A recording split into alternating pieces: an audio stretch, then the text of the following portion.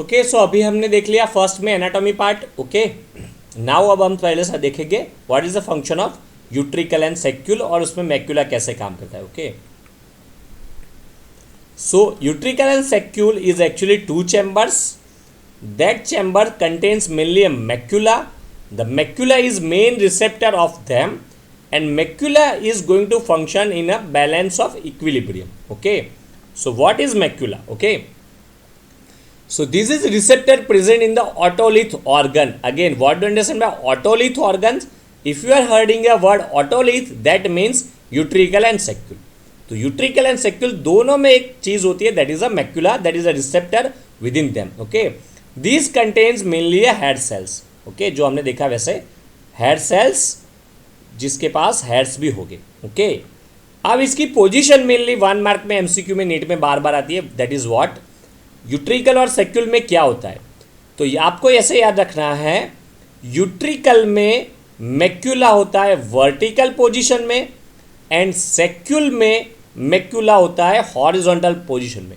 Okay, याद रह जाएगा सबको, ये बार बार पूछते हैं, यहाँ का यहाँ पे चला जाता है. यूट्रिकल में मैक्यूला होता है वर्टिकल पोजीशन में और सेक्यूल में मैक्यूला होता है हॉरिजॉन्टल पोजीशन में. ओके, आप कोई भी एक मतलब ये भी बना सकते हो निमोनिक भी, जैसे SH या फिर UV कोई भी. ओके, यूट्रिकल में होता है वर्टिकल पोजीशन. अब आपको क्या समझना है, मैक्यूला में यूट्रिकल में कैसा होता है वर्टिकल पोजीशन, सेक्यूल में कैसा आता है हॉरिजॉन्टल पोजीशन. लेकिन यूट्रिकल और सेक्यूल में जो मैक्यूला होता है उसका फंक्शन क्या है, इसका फंक्शन मेनली है to check the head orientation in respect to gravity. Okay, तो ग्रेविटी के सामने हेड का ओरिएंटेशन कैसा है, हेड मतलब कहीं पे एंटीरियर साइड मूव है कि पोस्टीरियर साइड मूव है कि लेटरल मूव है, कौन सी पोजीशन में हेड है वो आपको मेनली दिखना है. तो हेड का orientation compare to the space और compare to gravity, that is mainly pick by this macula. तो मैक्यूला का फंक्शन है हेड का ओरिएंटेशन चेक करने का 3D स्पेस में, वो फंक्शन है मैक्यूला का. अब हेड का ओरिएंटेशन जो 3D स्पेस में चेक करना है उसमें दो कंडीशन आती है, एक तो सुपाइन में मतलब लाइंग डाउन में और दूसरा है आपको अपराइट पोजीशन में. तो आप अपराइट पोजीशन में हो तो कौन चेक करके देगा, और आप लाइंग डाउन पोजीशन में हो तो कौन चेक करके देगा. तो आप ऐसे याद रखना, लाइंग डाउन से वर्ड याद रखना सुपाइन. ओके, लाइंग डाउन से क्या वर्ड याद रखना, सुपाइन. तो सुपाइन से आप वर्ड याद रखना सेक्यूल. ओके, तो लाइंग डाउन में सेक्यूल का फंक्शन है कि वो हेड का ओरिएंटेशन 3D स्पेस में क्या है वो चेक करके दे. So the saccule function is to check a head's orientation in a 3D space in particularly lying down position. Okay, now in the upright position this is the utricle function to check the head's orientation in 3D space. Okay, तो ये utricle का function हो जाएगा. Clear, तो दो function सबको clear. लेकिन utricle और सेक्यूल में काम कौन कर रहा है, मेनली मैक्यूला का. तो ये मैक्यूला का ही फंक्शन आएगा. क्लियर. ओके, तो यूट्रिकल का फंक्शन, यूट्रिकल में भी मैक्यूला है सेक्यूल में भी मैक्यूला है, लेकिन कोई मैक्यूला का फंक्शन पूछेगा तो क्या आएगा, हेड का ओरिएंटेशन 3D स्पेस में क्या है वो मैक्यूला बोलता है. So what is the head's orientation in 3D space और in compare to the gravity, gravity के कंपेयर में हेड्स का ओरिएंटेशन क्या है वो मेन कौन पिक करता है, macula. So the macula function is to check a head orientation in compare to gravity. But there are two types of macula, one macula is in utricle, second macula is in saccule. Okay, now the macula which is present in utricle that check head's orientation particularly when you are upright, while macula which is in saccule that checks head's orientation particularly when you are lying down. तो दो चीज़ें याद रखनी है, lying down में कौन detect करता है और upright में कौन डिटेक्ट कर रहा है. upright में डिटेक्ट करेगा utricles, while lying down में कैसे याद रखना, lying down मतलब supine, तो supine में पिक करेगा saccule. ओके, ये आपको यहाँ से याद रह जाएगा, सेक्यूल से सुपाइन से लाइंग डाउन वाला और यूट्रिकल से अपराइट. ओके, अब ये मैंने बोला ना कि आप रट्टा भी मार सकते हो या कैसे समझोगे तो याद रहेगा. मान लो ये लाइन है. ओके, यहाँ पे ये सब लाइन दिख रही है आपको,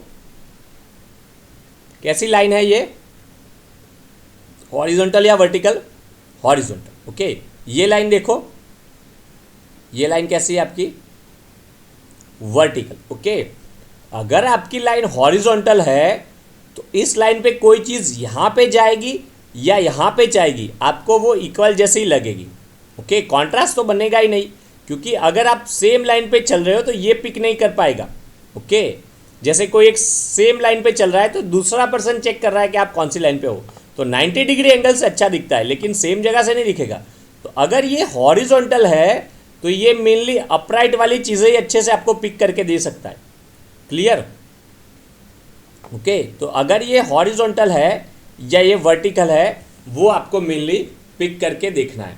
तो वर्टिकल वाली जो चीज़ें होगी वो ये मूवमेंट को नहीं पिक कर पाएगा। ओके, तो वर्टिकल वाला एक्चुअली ये चेक करके देगा। देखो ये वर्टिकल लाइन है तो यहाँ पे सारे पॉइंट एक जैसे वही लाइन पे आएंगे, लेकिन वर्टिकल लाइन से थोड़ा भी आप यहाँ गए या थोड़ा भी आप यहाँ गए तो आप एक्चुअली लाइन से चले गए। सेम वे हॉरिजॉन्टल लाइन में ये लाइन पे तो सारे आएंगे, लेकिन हॉरिजॉन्टल लाइन में थोड़ा भी आप यहाँ गए या थोड़ा भी यहाँ गए तो ये पिक करके देगा। तो मैं यही कहना चाहता हूँ कि हॉरिजॉन्टल लाइन में ये चेकिंग होता है अच्छे से, वाइल वर्टिकल लाइन में ये चेकिंग होता है अच्छे से। ओके, तो यूट्रिकल की पोजीशन कैसी है? वर्टिकल इन पोजीशन, वाइल सेक्युल की पोजीशन कैसी है? Horizontal in position. तो यूट्रिकल में जो मैक्यूला होगा वो वर्टिकल इन पोजीशन होगा। ओके, और यूट्रिकल मेनली कब फंक्शन करता है? अपराइट में। क्लियर? तो अगर आपका हेड अपराइट है और उसमें थोड़ा भी यहाँ का यहाँ मूवमेंट आ गया तो वो मैं अच्छे से यूट्रिकल पिक करके देगा। Okay, while saccule mainly lying down position में पिक करके देगा। ओके, क्योंकि लाइंग डाउन में आप हॉरिजॉन्टल हो जाओगे तो थोड़ी भी मूवमेंट पिक करके दे देगा। नहीं समझ में आ रहा है तो रट्टा मार दोगे तो भी चलेगा। कैसे याद रखना? यूट्रिकल अपराइट में हेड का ओरिएंटेशन पिक करता है, सेक्युल लाइंग डाउन में हेड का ओरिएंटेशन पिक करता है। लाइंग डाउन से सुपाइन याद रख लेना और पोजीशन फिर रट्टा मार लेना। यूट्रिकल में होती है वर्टिकल पोजीशन, सेक्युल में होती है हॉरिजॉन्टल इन पोजीशन। तो मैक्यूला यूट्रिकल में होता है वर्टिकल और सेक्युल में होता है horizontal. Clear everyone? Okay, now macula is covered by otolithic membrane, वो हमने देख लिया। मैक्यूला में क्या होता है? स्टेटोकोनिया, ऑटोकोनिया होते हैं, and the specific gravity of a statoconia और otoconia is 2 to 3 times higher. ये मैंने बोला था, स्टेटोकोनिया या ऑटोकोनिया हैवी मास है, उनकी specific gravity 2 to 3 times higher होती है। फ्लूइड के कंपेयर में ये बहुत ही हैवी वेट होते हैं, और ये हैवी वेट होने की वजह से वो बहुत ही आसानी से हमें ये काइनोसिलियम को मूव करके देते हैं। तो स्टेटोकोनिया और otoconia is going to bend the cilia in direction of gravitational force. तो अगर आपका हेड का मूवमेंट होती है और ग्रेविटेशनल फोर्स चेंज होता है तो स्टेटोकोनिया पे भी फोर्स चेंज होगा, और स्टेटोकोनिया का फोर्स तुरंत आपके काइनोसिलियम को मूव करके हमें देगा, और उसकी वजह से हमें तुरंत समझ में आ जाएगा कि हेड का ओरिएंटेशन क्या है। Clear everyone? क्योंकि एक पर्टिकुलर सेट ही स्टिमुलेट होगा। मान लो आपका हेड फॉरवर्ड है तो ये सेट ही स्टिमुलेट होगा। मान लो आपका हेड बैकवर्ड है तो ये सेट ही स्टिमुलेट होगा। मान लो आपका हेड लेटरल जा रहा है तो ये सेट ही स्टिमुलेट होगा। मान लो आपका हेड लेटरल ऑपोजिट डायरेक्शन में जा रहा है तो ये सेट स्टिमुलेट होगा। तो ये जो काइनोसिलियम और हेयर्स होते हैं वो अलग अलग डायरेक्शन में पहुंचते हैं towards the statoconia, and when your head's in a particular position a particular set of kinocilium is stimulated. तो क्या याद रखना है? हेड अगर मूवमेंट अपनी चेंज करता है, ओके, हेड का डायरेक्शन चेंज होता है कंपेयर टू ग्रेविटी, तो हेड का जो भी डायरेक्शन चेंज होता है वो एक पर्टिकुलर डायरेक्शन में एक पर्टिकुलर सेट ही स्टिमुलेट होगा। जैसे मान लो आप हो और आप मान लो कोई एक डायरेक्शन में जा रहे हो, नॉर्थ में जा रहे हो तो पर्टिकुलरली एक सेट स्टिमुलेट होगा। आप साउथ में जा रहे हो तो पर्टिकुलरली एक सेट दूसरा सेट स्टिमुलेट होगा। आप ईस्ट में जा रहे हो तो तीसरा सेट स्टिमुलेट होगा। आप वेस्ट में जा रहे हो तो चौथा सेट स्टिमुलेट हो रहा है। सेम वे तो मुझे सेट से ही समझ में आ जाएगा। मान लो कोई एक सेट स्टिमुलेट हो रहा है तो मुझे उसी वक्त समझ में आ जाएगा कि आप नॉर्थ में हो, ईस्ट में हो, वेस्ट में हो, कि कहाँ पे हो। क्यों? क्योंकि मुझे पता है कि नॉर्थ वक्त हमेशा वही सेट स्टिमुलेट होने वाला है। सेम वे हेड फॉरवर्ड है, बैकवर्ड है या लेटरल राइट में है, लेफ्ट में है, एक पर्टिकुलर सेट ही स्टिमुलेट होने वाला है। वो सेट ब्रेन को समझ में होता है कि हाँ ये सेट अगर एक्शन का पोटेंशियल दे रहा है, that means head is in forward position compare to gravitational force. Okay, so this is all about macula में यूट्रिकल और सेक्यूल। ओके, यहाँ पे देख लो, each head cells has a 50 to 70 small cilia the largest one is located on the one side called kinocilium, the other cilia are called the stereocilia.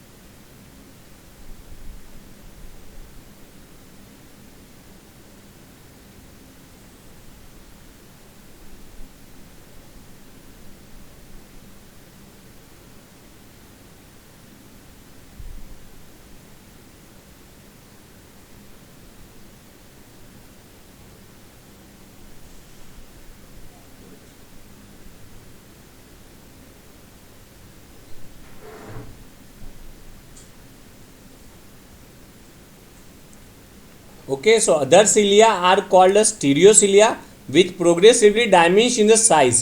Okay, तो सबसे large में है ये काइनोसिलियम, बाद में ये देखो सारी स्टीरियोसिलिया जिनकी कॉन्स्टेंटली हाइट ग्रेजुअली डिक्रीज हो रही है, and they are attach via filaments to each other. तो ये सारे एक दूसरे से वाया फिलामेंट्स कनेक्टेड होते हैं. ओके, अगर ये सारा देखो काइनोसिलियम की तरफ जा रहा है तो धीरे धीरे चैनल्स ओपन होगी, और काइनोसिलियम से अवे जाएंगे तो चैनल क्लोज हो जाएगी. ओके, ये यहाँ पे दिखा है. Okay, you can look over ये नॉर्मल कंडीशन है एट रेस्ट. तो एट रेस्ट पे कैसा होता है, ये देखो आपके हेड सेल्स है, काइनोसिलियम, सारी स्टीरियोसिलिया एट रेस्ट पे. तो इवन एट रेस्ट थोड़े बहुत चैनल्स तो ओपन ही होते हैं. तो देखो at rest about 10% of ion channels are open, that is known as tonic signal are sent by sensory neuron. Tone को आपको पता होगा, इवन रेस्ट पे जो पार्शियल कॉन्ट्रैक्शन होता है मसल में उसको टोन बोलते हैं. सेम वे यहाँ पर भी टोन होता है. इवन एट रेस्ट 100 सिग्नल तो न्यूरॉन को मिलते ही है. तो 100 सिग्नल्स, 100 की फ्रीक्वेंसी से सिग्नल्स तो न्यूरॉन को, नव को ऐसे ही मिलते हैं रूटीन में भी. अगर ये काइनोसिलियम की तरफ जाएंगे तो ये 100 के 600 700 उस तरफ चले जाएंगे. अगर ये काइनोसिलियम के ऑपोजिट डायरेक्शन में जा रहा है तो ये 100 के 0 हो जाएंगे. तो देखो अभी 100 जा रहे हैं. Okay, suppose 100 neurons are moving here. ये देखो ट्रैफिक दिखा है. Okay, 100 are moving here suppose. Now अभी ये कंडीशन देखो, ये सारे मूव हो गए टुवार्ड्स द काइनोसिलियम. इस कंडीशन में 100 से भी और हाई अमाउंट में जाएंगे, 700 900 उस तरह से. तो देखो ये पहले इतने जाते थे, लेकिन अभी लार्ज अमाउंट में पहुंच रहे, action potential very large amount में पहुंच रहे. अब थर्ड कंडीशन, अगर ये ऑपोजिट डायरेक्शन में मूव हो रहे हैं तो नॉर्मल से भी लेस जाएंगे. तो देखो ये नॉर्मल जा रहे थे, अभी यहाँ पे देखो बहुत ही लेस जा रहे. Okay, clear. तो 3 कंडीशन क्लियर. देखो यहाँ पे ये नॉर्मल था, इसके बाद नॉर्मल से हाई चले गए, लेकिन बाद में आप देखो ये नॉर्मल से भी लेस हो रहा है. Okay, so this is the concept. Okay, at rest थोड़ा बहुत फायरिंग रहता है 100 का. अगर आप काइनोसिलियम की तरफ मूव हो गए तो ये 600 700 900 1000 का हो जाएगा. अगर आप काइनोसिलियम के अवे मूव हो रहे हैं तो ये 100 से भी नीचे 50 40 या 0 की तरफ भी पहुंच सकते हैं. Okay, so at rest this is the condition. At excitation when head cells bend in one direction the cell is going to depolarize, which increases the action potential frequency in associated sensory neurons, while inhibition matlab if the hair cell bend in the opposite direction the ion channel are closed and the cell is going to be hyperpolarized and the sensory neural signaling decreases. clear. तो काइनोसिलियम की तरफ movement दिखाइए, तो ये हो गया आपका excitation, increase frequency होगी, और काइनोसिलियम से अवे मूवमेंट हो गई तो फ्रीक्वेंसी डिक्रीज हो गया, इनहिबिशन हो गया. Now what is the function of utricle and saccule. हमने जैसे देखा वैसे स्टैटिक इक्विलिब्रियम. आप अगर कोई भी दौड़ नहीं रहे हो और आप आराम से अच्छे से स्टैटिक कंडीशन में हो, तो when you are static at that time जो इक्विलिब्रियम मेंटेन करता है वो कौन है, आपका यूट्रिकल एंड सेक्यूल्स, मतलब ऑटोलिथ्स. तो यूट्रिकल एंड सेक्यूल का मेन काम है to maintain a static equilibrium. Clear everyone. So any change in the head position due to gravity weight of the statoconia bends the cilia. क्या होगा अगर हेड का मूवमेंट हो गई, ओके आपकी, तो अभी मैं दिखाता हूँ. मान लो ऐसे देखो, मान लो आप ऐसे अभी हो, हेड अपराइट पोजीशन में आपका. ओके, अगर हेड की मूवमेंट ऐसे हो गई, अभी हेड हो गया टिल्टेड, तो क्या होगा आपकी ये मूवमेंट से आप यहाँ पे गए तो हेड की मूवमेंट आगे की तरफ गई. जैसे हेड की मूवमेंट आगे की तरफ जाएगी आपका जो ईयर में होगा वेस्टिबुलर एपार्टस वो भी आगे की तरफ मूव होगा। वेस्टिबुलर एपार्टस आगे की तरफ मूव होगा तो आपके यूट्रिकल और सेक्यूल भी आगे की तरफ मूव हो गए। आपके यूट्रिकल और सेक्यूल्स भी आगे की तरफ मूव हो गए तो यूट्रिकल सेक्यूल में जो फ्लूइड था, जिलेटिनस फ्लूइड, वो भी आगे की तरफ चला जाएगा। लेकिन जो स्टेटोकोनिया था वो हमने बोला था वो हैवी मास है, उसकी स्पेसिफिक ग्रेविटी 2 to 3 टाइम्स है। तो क्या होता है, अगर हेड आगे की तरफ चला जाएगा तो सारे स्ट्रक्चर आगे की तरफ जाते हैं लेकिन वो स्टेटोकोनिया पीछे ही रहता है। ओके, तो देखो यहाँ पे दिखा है अपराइट में ये कंडीशन। ओके, ये हेयर सेल्स दिखाया है। ओके, ये आपका नर्व है, ये हेयर सेल्स है, उसके हेयर्स है। यहाँ पे देखो वो ऑटोलिथिक मेम्ब्रेन मतलब फ्लूइड होगा और यहाँ पे आपके स्टेटोकोनिया हो गए। Okay, heavy mass 2 to 3 gravity. अगर जैसे ही आप आगे मूव हो गए तो ये भी आगे चला गया, सब कुछ आगे चला जाएगा, लेकिन वो स्टेटोकोनिया इतनी जल्दी आगे जाने वाले नहीं है। फ्लूइड आगे चला जाएगा ग्रेविटी की तरफ, लेकिन स्टेटोकोनिया थोड़ी देर के बाद जाएंगे। तो वो थोड़ी देर के बाद जो जाते हैं वो स्टेटोकोनिया ये हेयर सेल्स को मूव करते हैं, और जैसे ही हेयर सेल्स मूव हो जाएंगे क्या होगा, एक्शन पोटेंशियल जनरेट होगा और ब्रेन को समझ में आ जाएगा कि हेड टिल्ट हो जाता है।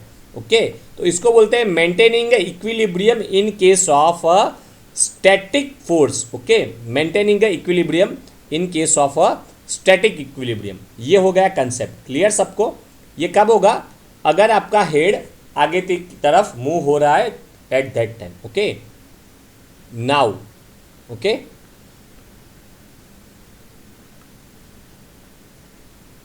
स्टैटिक इक्विलिब्रियम सबको क्लियर? ओके, इसका और एक फंक्शन भी है लीनियर एक्सीलरेशन, जो मैंने फर्स्ट लेक्चर में फर्स्ट स्लाइड में लिया था, rotational acceleration and linear acceleration. If you remember the two word, this one, linear acceleration and rotational acceleration. लेकिन पहले अपने क्या याद देखा हमने, इसका मेन यूट्रिकल सेक्युलर का क्या फंक्शन है, स्टैटिक इक्विलिब्रियम को मेंटेन करना। मतलब static equilibrium particularly if you are supine हो तो सेक्युल चेक करके देगा, मतलब लाइंग डाउन में सेक्युल चेक करके देगा, एंड अपराइट हो तो यूट्रिकल चेक करके देगा। तो इसको बोलते हैं स्टैटिक इक्विलिब्रियम। इसका और फंक्शन भी है लीनियर एक्सीलरेशन। स्टैटिक इक्विलिब्रियम में कैसे मेंटेन करता है हमने देखा, वैसे ही क्या होता है एक्चुअली में हमने देखा, अगर ये आगे की तरफ मूव हो गए तो पूरा स्ट्रक्चर आगे की तरफ मूव होगा, फ्लूइड भी आगे की तरफ मूव होगा, लेकिन जो स्टेटोकोनिया है वो हैवी मास है, वो आगे की तरफ मूव नहीं होंगे, वो वहीं पे रहेंगे। थोड़ी देर के बाद वो आगे की तरफ मूव होते हैं, so they are going to bend the cilia, and cilia bend हो गई तो एक्शन पोटेंशियल होगा और ब्रेन को समझ में आ जाएगा ये हो रहा है। ओके, नाउ पहला सबको clear, static equilibrium. Now second one, linear acceleration क्या है? लीनियर एक्सीलरेशन मतलब जैसे आप खड़े हो तुरंत आप दौड़ना स्टार्ट करते हो, that is a linear acceleration. Clear? पहले तो आप स्टैटिक ही थे, लेकिन स्टैटिक में से जैसे ही आपने वेलोसिटी गेन कर ली, स्टैटिक में से जैसे ही आपने दौड़ना स्टार्ट कर लिया, तो वो फर्स्ट पार्ट को बोलते हैं लीनियर एक्सीलरेशन। तो ये एक्चुअली में स्टैटिक ही चेक करता है, लेकिन लीनियर एक्सीलरेशन मतलब आप सीधा दौड़ रहे हो, वो आप स्टैटिक से ही स्टार्ट करने वाले हो। तो लीनियर एक्सीलरेशन का शुरुआत का हिस्सा भी मेनली आपको यूट्रिकुलर सेक्युल पिक करके देगा। ये कैसे होता है देखो, when body is suddenly thrust forward. मान लो आप खड़े हो घर पे, इमेजिन करना, और किसी को बोलना आपको पीछे से धक्का लगा दे, लेकिन गिर मत जाना, बोलना कि हाथ भी आपका पकड़ ले। ओके, आप इमेजिन करना आप हाथ आपका उसको पकड़वा देना और आप बोलना कि you have to push me forward, तो आपको पीछे से कोई धक्का लगाएगा तो क्या होगा वो आप देखो। So when body is suddenly thrust forward, अगर आपको किसी ने पीछे से धक्का लगाया है तो एक्चुअल में क्या होता है, आप अपने लेग को देखना, इमीडिएटली आपका लेग आगे की तरफ चला जाता है। क्योंकि क्या हो रहा है, अगर मान लो टीचर पनिश कर रहे हैं तो आपको फिर अपनी गलती स्वीकार नहीं है, जैसे बोलते हैं ना, जिस तरफ पवन आ रहा है उस तरफ झुक जाना पड़ता है, अदरवाइज फिर पेड़ उखड़ जाते हैं। सेम वे जहाँ पर भी फोर्स जा रहा है हमें उसके हिसाब से एडजस्ट होना पड़ता है, अदरवाइज हमें लोग फेंक देते हैं। तो सेम वे ऐसा ही होता है, पीछे वाले ने धक्का लगाया आपको आगे की तरफ, अब आपको यही करना है, आपको और आगे चले जाना पड़ेगा तो ही वो आप बच जाओगे। ओके, पीछे से धक्का लगाया, आप आगे की तरफ गिर रहे हो और आप पीछे जाने वाले हो तो और फंस जाओगे, क्योंकि आप आगे की तरफ गिर रहे हो। तो आप इमेजिन करो कोई धक्का लगेगा, आप इमेजिन करके देख लेना, प्रैक्टिकल करके देख लेना, जैसा ही धक्का लगाया, लेकिन हाथ को होल्ड करना, गिर मत जाना, ठीक है, इंजरी ना हो जाए। जैसे ही आपको कोई पीछे से धक्का लगाएगा, इमीडिएटली आपका लेग आगे की तरफ मूव हो जाता है। क्यों? क्योंकि पीछे से धक्का बोल रहा है कि आगे जाओ, गिर जाने से अच्छा है मेरा लेग ही आगे चला जाए। ओके, तो ये रिफ्लेक्स एक्शन होती है जिसको बोलते हैं लीनियर एक्सीलरेशन। क्लियर सबको? लीनियर एक्सीलरेशन मतलब आप आराम से खड़े हो और सडनली थर्स्ट आया कि आप आगे की तरफ मूव हो रहे हो फॉरवर्ड, तो तुरंत आपके लेग भी आगे की तरफ मूव हो जाते हैं और बैलेंस मेंटेन हो जाता है। लेकिन ऐसा क्यों होता है? हमने हर जगह देखा है, पूरे फिजियोलॉजी में क्या होता है, नेगेटिव फीडबैक मैकेनिज्म। इसका मतलब आगे की तरफ आपकी पूरी बॉडी मूव होनी चाहिए, तभी प्रॉब्लम सॉल्व होगा। लेकिन आपकी बॉडी आगे की तरफ क्यों मूव होगी? अगर आपके ब्रेन को ऐसा लगे आप पीछे की तरफ गिर रहे हो, तभी ये होने वाला है। क्लियर? धक्का किसी ने लगाया आगे की तरफ और आप आगे की तरफ जा रहे हो, उसको करेक्ट करने के लिए आपको आगे की तरफ लेग को मूव करना पड़ेगा। लेकिन ये ब्रेन इमीडिएटली तभी कर पाएगा अगर ब्रेन को ऐसा लगे कि you are actually falling towards the backwards, तो ये होने वाला है। क्लियर? और ऐसा पॉसिबल है? हाँ पॉसिबल है, क्योंकि किसी ने आपको आगे की तरफ सडनली फेंका है, जैसे आपका हेड सडनली आगे की तरफ चला गया। ओके, तो जैसे मैंने बोला था सब कुछ आगे की तरफ जाएगा, हेड भी गया, वेस्टिबुलर एपार्टस भी गया, यूट्रिकल भी गया, सेक्यूल भी गया, फ्लूइड भी गया, लेकिन स्टेटोकोनिया नहीं जाते, बिकॉज स्टेटोकोनिया आर हैवी मास, वो थोड़ी देर के बाद जाने वाले। एंड स्टेटोकोनिया क्योंकि पीछे की तरफ रहते हैं, तो they give signal to the brain that actually you are falling backwards. तो ये सिग्नल ब्रेन को जाता है कि actually you are falling backwards. When your brain is getting the signal that actually you are falling backwards, immediate action is your leg is going forward and the problem is solved। Okay, तो negative feedback है। Negative feedback का मतलब क्या है? Teacher ने आपको डांटा है तो फिर आपको मतलब आपको चेंज करना पड़ेगा। लेकिन आइडियल स्टूडेंट क्या बोलते हैं? सुर में सुर मिला देते तभी वो बच जाते हैं। आपने देखा होगा वाइवा में जब टीचर पनिश करते हैं, सॉरी सर मैंने ये किया था, तुरंत ही सुर में सुर मिलाना पड़ता है। ठीक है, फाइट करते हैं तो वेरी रेयर चांस के शायद बच जाए। सेम वे यहाँ पर भी वैसा है, आगे की तरफ धक्का है तो आगे ही जाना है, लेकिन उसको सेंस करने के लिए पहले पीछे के लिए ब्रेन को सिग्नल मिलना चाहिए। तो सुर में सुर मिलाने के लिए भी पहले ब्रेन को अंडरस्टैंड करना पड़ेगा, हाँ ऐसे हो रहा है। तो सेम वे रियल लाइफ में भी ऐसा है, यहाँ पर भी वही पिक्चर बन रहा है और ये काम हमें करके देता है statoconia. Okay, so again clear now? So what happens when detection of linear acceleration? When body is suddenly thrust forward, statoconia falls backwards on the hair cells, information of disc equilibrium is sent to the CNS, person feels as if falling backwards. This is the key word, person feels, actually is not falling backwards, actually is moving forward, but क्योंकि forward thrust था ना, लेकिन feels ऐसा होता है falling backwards। why ऐसा feel होता है? because of this statoconia, so the person feels as if falling backwards and this keeps him leans forward, and when forward bending occur, tendency to the fall backwards is equal. Okay, ये problem solve हो जाएगा, क्योंकि forward bending हो गया तो जो पीछे गिरने के चांस थे वो भी सॉल्व हो गए, और फिर ब्रेन को लगेगा ओके इक्विलिब्रियम इज अचीव्ड। तो कैसे अचीव होगा? जैसे ही आप और फॉरवर्ड चले गए तो बाद में थोड़ी सेकंड के बाद स्टेटोकोनिया भी मूव होना स्टार्ट कर देगा। स्टेटोकोनिया ने मूव कर दिया थोड़ी सेकंड के बाद, तो ब्रेन को लगेगा अरे अब सब ठीक है। ओके, अब सब कुछ ठीक है, इक्विलिब्रियम हो गया, क्योंकि ब्रेन को लगा पीछे गिर रहा था, मैंने इसको आगे भेज दिया तो मैंने काम सॉल्व कर दिया, और आपका भी इस काम सॉल्व हो गया, क्योंकि एक्चुअली में तो धक्का आगे की तरफ ही लगा था और आपको आगे ही पहुंचना था। Okay, clear? So problem is solve. Clear सबको? So these are the two function of utricle and saccule. कौन से दो फंक्शन? यूट्रिकल सेक्यूल के दोनों फंक्शन कंबाइंड में ही चलते हैं सारे फंक्शन। एक ही चीज अलग ही आपको याद रखनी है यूट्रिकल सेक्यूल में। कौन सी अलग है? यूट्रिकल अपराइट में, सेक्यूल लाइंग डाउन में, बस यही डिफरेंस है। बाकी यूट्रिकल सेक्यूल दोनों में मैक्यूला होते हैं, दोनों के फंक्शन सेम है। कौन सा फंक्शन है? फर्स्ट वन स्टैटिक इक्विलिब्रियम, दूसरा फंक्शन है लीनियर एक्सीलरेशन। स्टैटिक इक्विलिब्रियम कैसे पिक किया मैंने बोला, वैसे स्टैटिक इक्विलिब्रियम मतलब आप आराम से स्टैटिक पोजीशन में हो, at that time head is in which direction? Okay, head is forward, backward, lateral, right, left, head is in which condition? According to 3D space. 3D space में आपका head कौन सी condition में है वो gravitational pull detect करेगा। अगर आप particular position में होगे तो particular set is going to be stimulated and brain understand that set. Brain को पता चल जाएगा हाँ ये सेट है स्टिम्युलेशन, तो ब्रेन वही तरफ होगा, ये सेट है तो वही तरफ होगा। जैसे आपका एक दोस्त का फोन आएगा तो पेरेंट्स को पता होगा अरे ये वहीं पे गया होगा, दूसरे फ्रेंड का फोन आया तो पता होगा ये वहीं पे गया होगा। Okay okay okay, now again clear सबको? Static equilibrium and linear acceleration. I hope you understand this. Okay, utricle and saccule, ये आसान है, टफ भी हो सकता है आपको शायद लगेगा, लेकिन क्योंकि मैं इसलिए आसान बोला हूँ क्योंकि अभी आगे सेमी सर्कुलर कैनाल पढ़ना है, वो इससे भी और थोड़ा टफ है। ओके, तो यूट्रिकल सेक्यूल सबको क्लियर? ओके आगे सेमी सर्कुलर कैनाल आ गया, वो बात लिटिल एडेप्टेशन।